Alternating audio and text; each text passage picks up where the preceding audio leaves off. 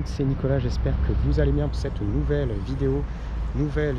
On est au Japon, à Kyoto, et dans cette vidéo, on va voir quoi? On va voir pourquoi les villes asiatiques en Asie du Nord-Est sont les meilleures villes en mon sens au monde, les meilleures villes au monde. C'est ce qu'on va voir. On va également comparer un petit peu avec tout ce qu'on a en Europe et également ce que l'on a en Asie du Sud-Est. Ça ne veut pas dire que ça sera adapté pour tout le monde, on est bien d'accord, mais d'un point de vue objectif, on réalise que ces grandes villes sont, alors peut-être pas les grosses capitales, voilà, se met un petit peu à l'écart, peut-être quelque chose comme Tokyo, parce que là, bon, c'est vraiment peut-être le cas à part, parce que quand tu as 40 millions d'habitants, on peut dire que c'est peut-être un cas à part, mais sinon, n'importe quelle grande ville asiatique, donc j'incorpore n'importe quel type de grande ville japonaise, comme ça peut être Osaka, voilà, ça peut être Kyoto, il y a plein de villes au Japon, il y a Sapporo, il y a Fukuoka, voilà, ça peut être Séoul, Busan en Corée du Sud, Taïwan, les villes aussi sont très agréables, donc Taipei, Kaohsiung, il y a Taichung aussi. Voilà, donc toutes ces villes-là, pour moi, sont vraiment extrêmement bonnes en termes de, vraiment en termes de qualité. Et je pense en fait que tu n'as pas mieux en fait dans le monde d'un point de vue objectif. Pourquoi il n'y a pas mieux dans le monde d'un point de vue objectif? Tout simplement en fait, tu as tout en fait. Tu as absolument tout dans ces villes-là. Donc, tu prends les infrastructures. Toutes les infrastructures sont top. Tu as tout. Tu peux te déplacer en bus, en tram, en métro, en vélo, en machin. Tu as tout. Mais quand je dis tu as tout, c'est vraiment tu as tout. Et c'est vraiment bien, voilà, c'est super bien développé, c'est super bien fait partout, c'est super propre. Tu te balades voilà, dans les stations de métro, les stations de tram, c'est nickel. Tu as tout ce qu'il faut. Donc voilà, les infrastructures, c'est top. Pour te déplacer, c'est top.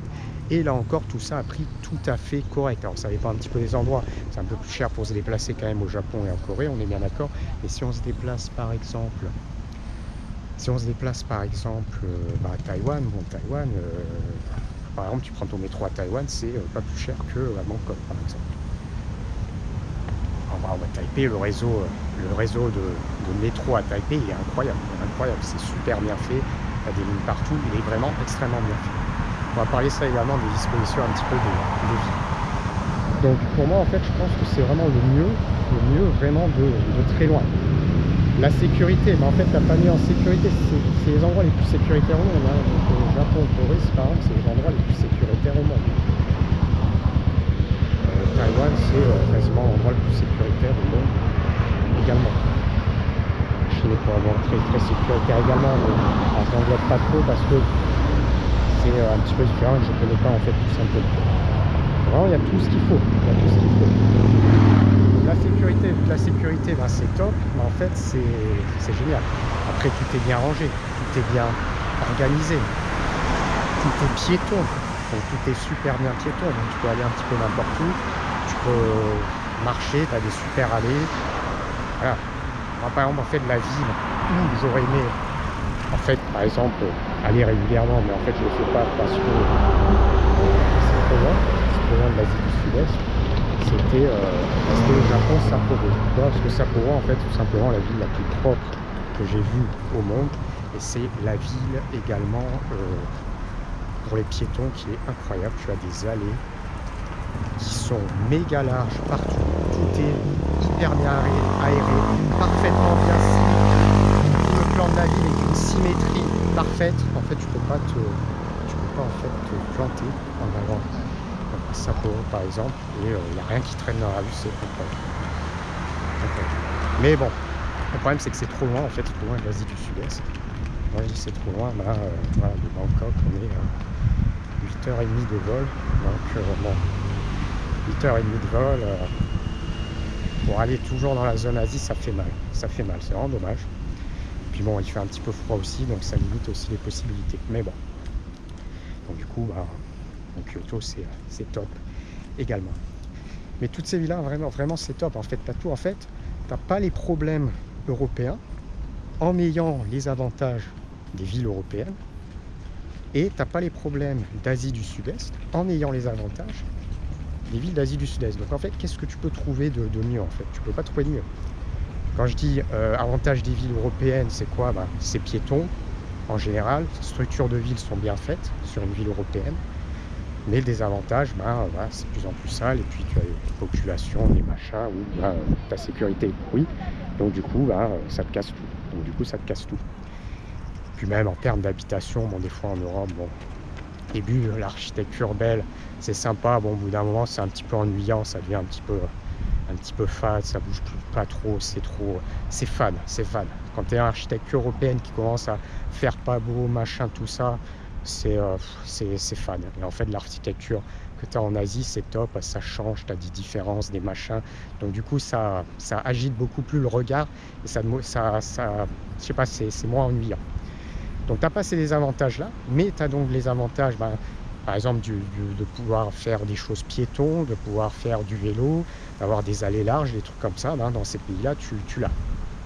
Alors même si, voilà, on relativise un petit peu, bon, tu as les endroits à Taïwan, c'est un peu, voilà, ça reste un petit peu limite sur certains endroits, mais c'est, voilà, ça reste quand même top. Et puis à Taïwan, l'ambiance est vraiment super sympa avec les petits trottoirs, les machins, j'adore également. Voilà. D'ailleurs, prochaine destination sera Taïwan. Je vais pas tarder à y retourner à Taïwan. Et je vais essayer un autre endroit là, je pense. Là, j'ai un bon coup de motivation. Ensuite, alors quand on est en Asie du Sud-Est, alors, effectivement, le problème qui va se poser, c'est que très souvent, il y aura de la pollution, un gros problème de pollution. Il y aura problème où c'est bruyant, c'est très souvent très bruyant, parce qu'il y a tous les scooters, plus très souvent ça bouge toujours, il y a toujours énormément de construction, donc c'est en général très très bruyant. Ensuite, le trafic est en général horrible. Donc quand tu es par exemple au Japon ou en Corée du Sud, c'est à des années-lumière au-dessus au niveau du trafic. Enfin, quand je dis au-dessus dans le bon sens du terme, où c'est calme. Voilà, c'est calme, c'est pas bruyant, t'as pas de scooter ou quoi que ce soit, par exemple. Donc c'est vraiment très très différent par rapport à ça. Ensuite, l'un des autres points négatifs en Asie du Sud-Est, souvent ça peut être un petit peu le merdier à droite à gauche. Alors, il y a toujours les centres-villes en général qui sont bien structurés, qui sont propres, mais dès que tu sors un petit peu, c'est très rapidement le merdier à droite à gauche dans une grande ville d'Asie du Sud-Est. Et il faut dire la vérité, il faut arrêter, voilà, il y a des endroits, c'est des places vitrines, effectivement, c'est bien, mais c'est pas toute la ville qui est comme ça, bien évidemment. Tu sors un petit peu derrière et là, là tout de suite, c'est pas du tout la même. Et puis, c'est pas du tout piéton, donc t'as pas les trottoirs voilà, t'as pas de trottoirs qui ont été faits à la base, c'est pas du tout fonctionnel de la même façon, donc tu fais pas du tout le même lifestyle. Ça veut pas dire que c'est mal, attention. Moi j'adore l'Asie du Sud-Est, mais pas une grande ville d'Asie du Sud-Est. C'est d'ailleurs pour ça que je ne vais pas dans les grandes villes d'Asie du Sud-Est. Je vais en général dans des villes côtières, parce que pour ce type, tout simplement pour ce type de problème. Tout simplement pour ce type de problème. Donc ça, c'est des désavantages en fait qu'il va avoir dans ces types de villes qu'il n'y a pas en Asie du Sud-Est. Donc tu prends en fait, t'enlèves les désavantages que tu as dans plusieurs types de villes et tu prends en fait, tout est fonctionnel. Voilà. Si dans une grande ville d'Asie du Sud-Est, tout est bien, tout est fonctionnel. Je parle même pas en fait que tu as tout en fait, tu as dans des villes, des centres-villes, tu as tout, c'est blindé de commerce, c'est blindé de restaurants qui sont ouverts tout le temps, 24 heures sur 24. Alors tu as ça bien évidemment en Asie du Sud-Est, partout également, mais tu l'as aussi en Asie du Nord-Est. Donc tout est ouvert, c'est blindé de monde, blindé de restaurants, de commerces qui sont ouverts 24 heures sur 24. Donc effectivement, effectivement c'est agréable. Effectivement c'est agréable. Donc du coup vraiment je vois difficilement. Bon, je prends l'exemple de Bangkok. Pour moi Bangkok, alors c'est peut-être moi, j'ai essayé plusieurs fois de faire un mois entier, je n'y arrive pas quoi. En fait j'y ai jamais réussi, je trouve. En fait Bangkok, je trouve vraiment que c'est une ville totalement surestimée, pas trop d'intérêt en fait d'aller habiter dans un géant penthouse à Bangkok. Donc je trouve que c'est vraiment une ville qui est extrêmement surestimée. Pour la simple et bonne raison que la vie est polluée, la ville est bruyante, la ville n'est pas du tout piétonne et la structure de ville est tout simplement horrible. Donc ça veut dire que là où la ville en fait tout ce qui est quartier un petit peu animé, branché. Le centre-ville historique, en fait, est bien fait et très sympa. Mais dès qu'on sort du centre-ville historique, en fait, tu trouves aucune cohérence, absolument aucune cohérence de structure à droite à gauche dans la ville de Bangkok. Donc vraiment aucune cohérence. Et effectivement, tu prends cette G en as qui est Sukhumvit.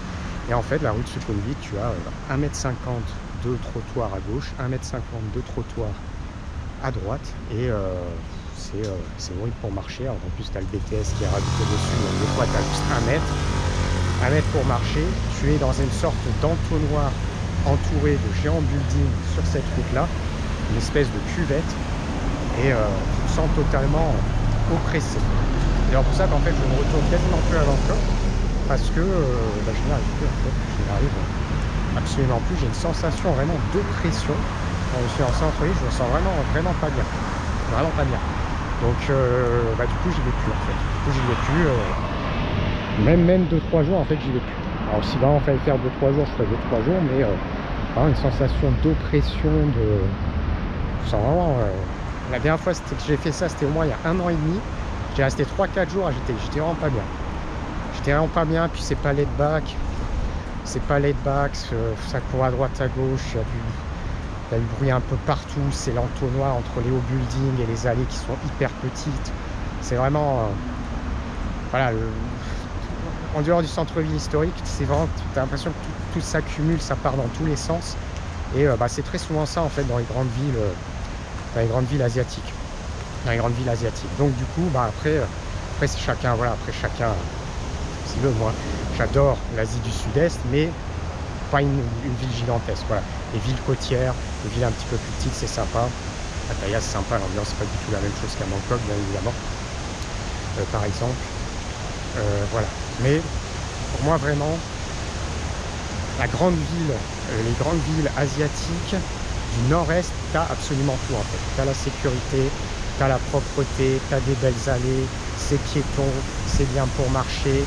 Avec tout ça, tu as quoi qu'il arrive, tout qui est ouvert également, tout le temps. Tu n'as quasiment pas un désavantage en fait.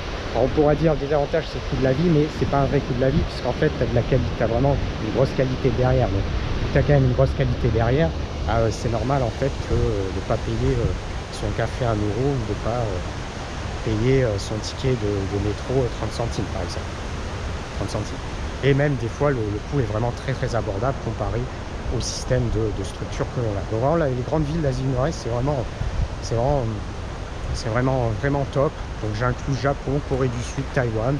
Évidemment, il y a des trucs en Chine, mais vu que la Chine, c'est pas mon territoire, je ne connais pas, je préfère ne pas en parler, bien évidemment.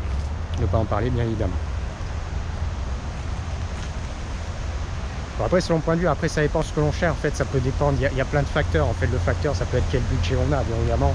Suivant le budget qu'on a, le Japon et la Corée, le budget c'est compliqué de se loger à un prix décent correctement, c'est beaucoup plus compliqué, on va pas avoir le même niveau de confort, donc là on est bien d'accord.